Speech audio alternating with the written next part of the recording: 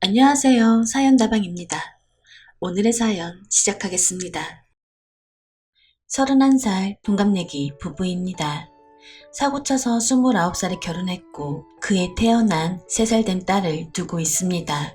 저는 재수를 했고 무의미한 대학생활, 군생활 이후 경찰 공무원 준비로 많은 세월을 낭비했습니다. 29살에 대학교 4학년이었고 1학기 끝나고 방학기간에 결혼했습니다.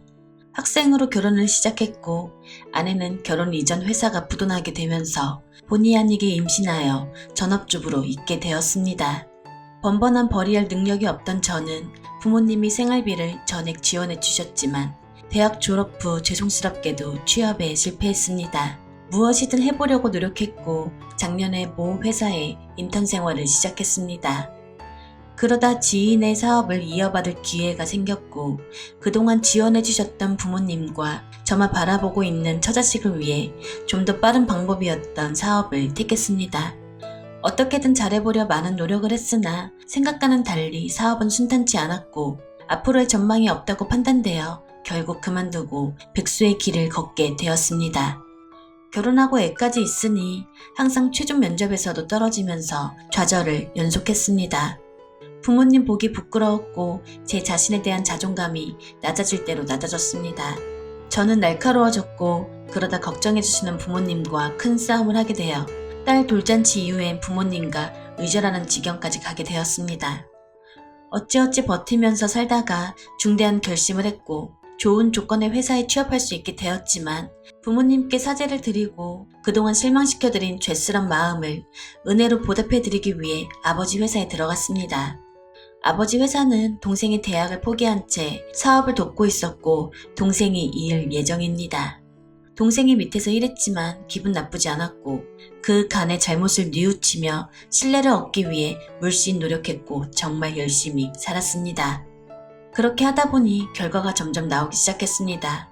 기존의 업체들보다 훨씬 규모가 큰 업체들이 거래처로 들어오게 되었습니다. 그 후 저의 출근은 새벽 6시가 되었고 퇴근은 저녁 10시 이후의 생활이 되었습니다. 당연히 몸과 마음도 피곤했죠. 하지만 과거 부모님 등쳐먹으며 백수로 지냈었고 항상 떳떳하지 못했던 제 자신은 이제 사람 취급받을 수 있겠구나 하며 스스로 안도했습니다. 이게 사람 사는 거구나 하고 말이죠. 그 즈음 아내가 스마트폰을 교체하길 원했고 저는 신규로 가입하는 게 싸길래 신규로 하나 사주었습니다. 아내는 딸을 위해서 어플도 여러 받고 딸 또래 엄마들과도 SNS나 카톡을 했는데 항상 핸드폰을 손에서 놓지 않고 살았습니다. 여자들이 원래 핸드폰으로 이것저것 하니 뭐 그러려니 했지만 힘들게 일하고 들어와서 얼굴 마주보고 대화할 틈 없이 핸드폰만 보고 있는 게 못마땅하긴 했습니다.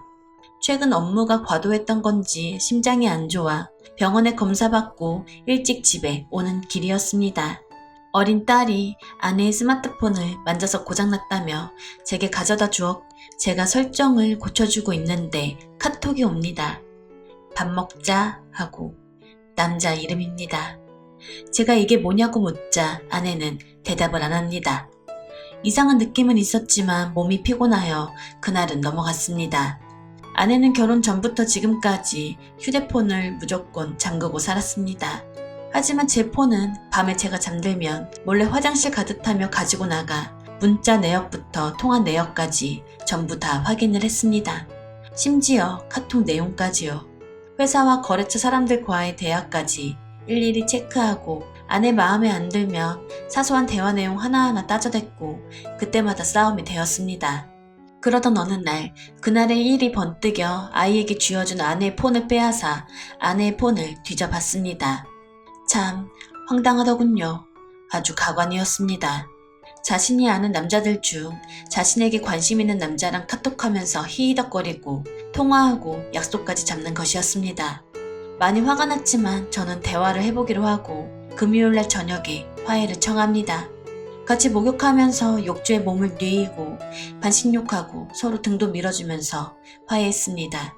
그리고 카톡 문자에 대한 이야기도 직접적으로 물어보진 않았지만 오해라는 답변으로 해프닝은 일단락되는 듯 했습니다. 토요일은 보통 제가 일을 하니 처갓집에 간다고 합니다. 자주 있었던 일이라 그러라고 했고 제가 태워다 주겠다고 했습니다. 그러나 아내는 급하다며 아침 10시 반쯤 불이 나게 택시 타고 처갓집을 가버렸습니다. 무슨 일이 있나 싶어 점심 식사 후 전화를 해보았고 전화를 받지 않았습니다. 걱정이 되어 카톡을 2건 보냈는데 확인하고도 소식이 없는 겁니다. 걱정이 되기도 했고 화가 나기도 했기에 누구랑 있는 거냐며 카톡으로 따졌습니다. 1시간 이상이 흘렀고 아내는 장모님과 딸아이와 함께 홈플러스에 있다고 딸아이 때문에 정신이 없어서 답장 못했다고 했습니다. 토요일 그날 평소보다 일찍 퇴근하게 되었고 아내와 딸아이를 데리러 가기로 했습니다. 우선 처갓집 가기 전에 땀을 많이 흘려서 씻으러 집에 왔는데 3시 반이 넘어서죠. 그런데 3시 50분 홈플러스나 처갓집에 있어야 할 아내가 집에 온 겁니다. 외출복 갈아입으러 말이죠. 실상은 이랬습니다.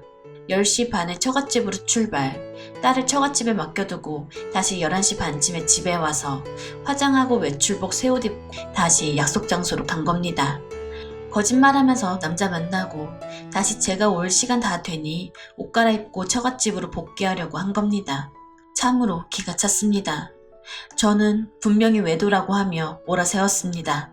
제 핸드폰 일일이 검사하더니만 사실은 자신 핸드폰 잠그고 그리 남자들 만나고 다녔구나 하며 정말 뒤통수 맞은 배신감에 치를 떨었습니다.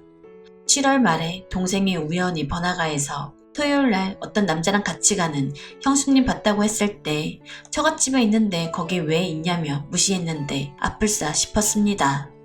왜 카톡 하면서 핸드폰을 손에 놓지 않고 사는 게 남자들과 카톡하려고 하는 것이었습니다. 그 자리에서 아내의 카톡 내용을 확인했고 같이 여행 가자. 오늘 외박할 수 있니? 사랑한다. 또 보고 싶어. 등등 기가 찰 노릇이었습니다. 아내의 아버지는 막노동꾼입니다. 전국을 떠돌아다니죠. 몇 달 집에서 놀고 몇 달 일하러 가서 안 옵니다. 무능력한 아버지이고 부재중일 때가 많은 가정입니다. 즉 아내와 아내, 여동생, 장모 이렇게 여자 3명만 집에 거주하며 살았습니다. 처제 역시 8년 된 남자친구가 있지만 이 남자 저 남자 몰래 만납니다. 처음에는 숨기려 했지만 결혼하고 처갓집도 빈번하게 가고 하니 보이더군요. 하지만 제 아내는 결혼했고 애 키우면서 안 그러겠지 했습니다. 더 웃긴 사실은 그 사건이 터진 이유입니다. 저는 예전처럼 화를 내지 않고 철저하게 따졌습니다. 변명이나 해명조차 없었습니다. 아내는 대답을 아예 안 하다가 더 이상 밀리면 안 되겠는지 몇 년 전 일까지 들추며 화제 전환을 시도하거나 엉뚱한 일을 꺼냈습니다. 즉, 남자 만나고 다녔다고 스스로 인정한 것입니다. 그게 더욱더 저를 실망시켰고 배신감만 더 커졌습니다. 수요일은 장모님이 파출부 일을 다니십니다. 그리고 오후엔 저희 집에 와서 아이를 봐줬는데 그 일이 있은 후 수요일 아내는 장모님이 오시면 법률사무소에 상담받으러 갑니다. 아내도 이혼을 준비하고 있었고 최대한의 득과 실을 따지려 하는 듯 보였습니다. 어느 날 저녁 장인이 전화가 와서 외박한 거 아니면 외도는 아니다. 그럴 수도 있지 하며 황당한 말씀을 하시길래 딱 잘라 합의는 없다. 소송으로 해결하겠다고 말씀드렸습니다.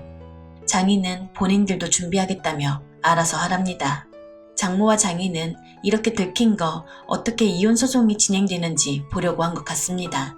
결론부터 말하면 이혼해서 제가 질 건 절대 없지만 제가 이혼 소송을 시작하지 않은 이유는 순전히 딸 때문입니다. 어차피 이 여자는 계속해서 남자를 찾을 거고 언제든 증거가 넘치기에 그때 간통으로 엮어도 문제가 없습니다. 다만 딸이 아직 어립니다. 아직도 딸만 보면 마음이 아려옵니다. 저희 집에서는 아무리 외도하고 딴 남자 만나도 지 자식은 아직은 좀 챙기는 것 같기에 일단 참으라고 합니다. 먼저 소송 걸지 않겠다고 결론 내렸고 통보까지 했습니다. 그 후 처가 쪽은 이번 일에 대해서 무조건 회피와 침묵으로 어떠한 언급도 없습니다.